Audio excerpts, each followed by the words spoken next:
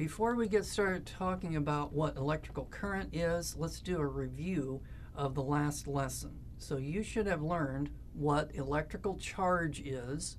Its abbreviation is a cursive capital Q. I'm going to use cursive letters to represent anything that is electrical, and that's because we start to run out of letters in the English alphabet. So whether we start off with the capital letters and then we go to the little letters and we run out of those, we end up having to use Greek letters to indicate quantities in physics. So I'm going to use cursive letters to represent electrical concepts. Okay, then we talked about the electric force, and any kind of force is given by the letter F, but then if we put a subscript E on it, then that would be the electrical force, and its metric unit is the Newton. Okay, then you have the electric field, which is given by a capital E, but it's cursive, and its official metric unit would be the Newton per Coulomb, but if you're one of my students, that's not important that you know that unit. Then we also talked about electrical energy, and any kind of energy is given by the letter E, capital letter E, and then its official metric is called the joule. And then you have electrical potential. Another name for this is voltage, and its abbreviation is capital cursive V, and then its official metric unit is the volt, which is again abbreviated by the letter V.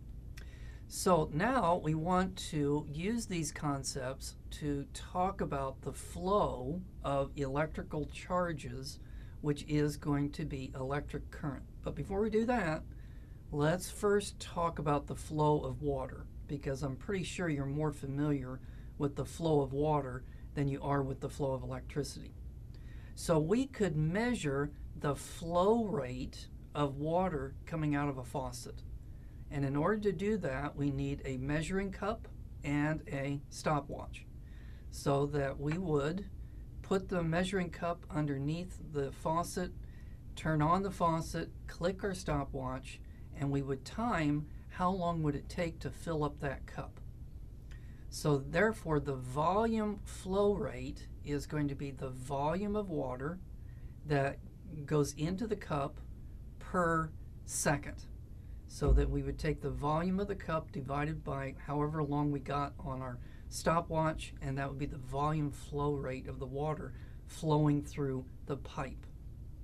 And then don't worry about this, but the official metric unit for flow rate, volume, would be in meters cubed. A meter by a meter by a meter.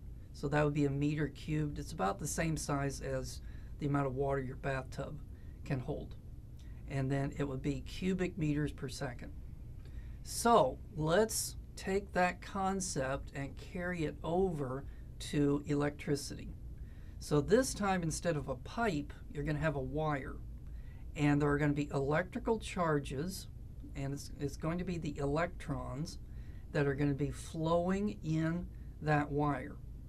And again, we could time how much electrical charge in coulombs would be flowing in the wire per second.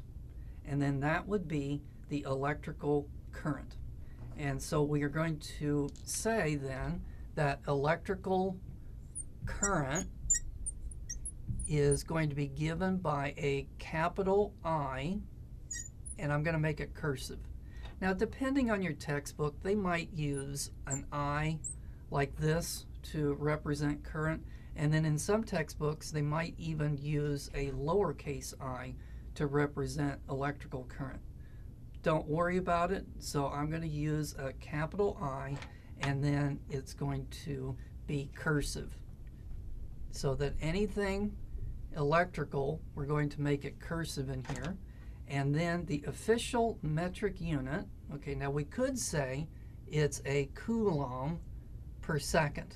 So that would be perfectly okay on the exam to say that that's what electric current is.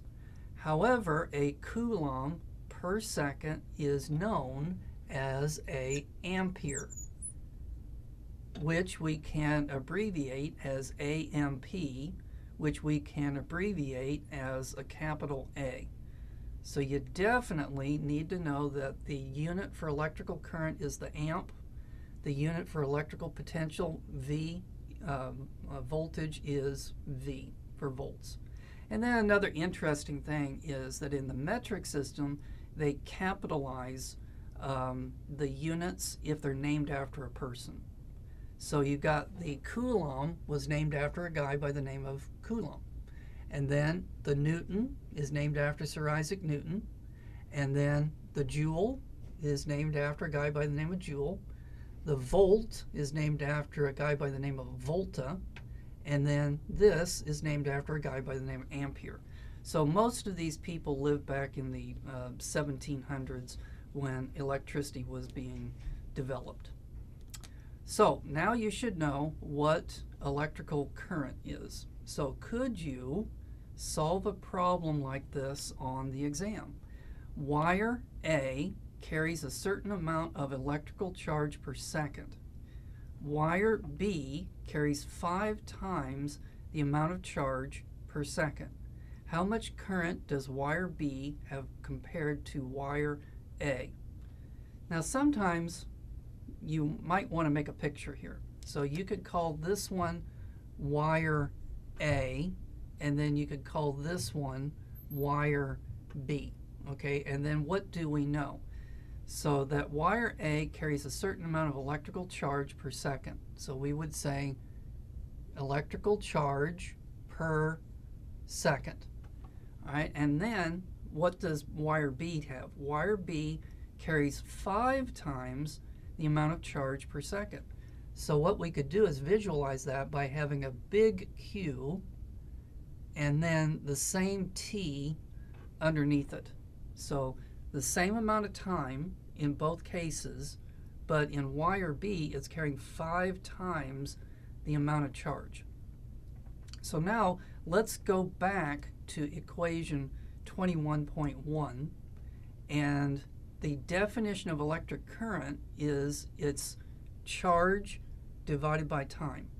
So the one that has the more charge is going to have the more electrical current. And we can go even further. We could say how much more charge, how much more current is it going to have, and then that's going to be 5 times the current. So that would just be a question that would test your knowledge that the formula for electric current is the amount of charge in coulombs divided by the time in seconds. Another thing that you might be wondering about is what are those triangles? So you see that it's saying triangle Q divided by triangle T. So it's not part of the formula. So this is not a variable. So what this means is change. So the change in the charge divided by the change in the time. And then the same thing over there, because let's go back to the volume flow rate thing. So before you turn on the faucet, what was the volume of water that came out? 0, right? Okay, then after you fill up the cup, it now has a new volume. So what would this volume minus 0 be? Well, it would be this volume. So you notice you have to take a change in the volume, and similarly it's the change in the charge. Now normally when you click your stopwatch, so the initial time would be 0 and the initial amount of charge would be 0, so that normally you could just think in your head that it's Q divided by T, which is okay for the exam. So if you don't want to put the triangle things in there, it's really more appropriate to put them in, but if you don't, that's okay too. So Q divided by T.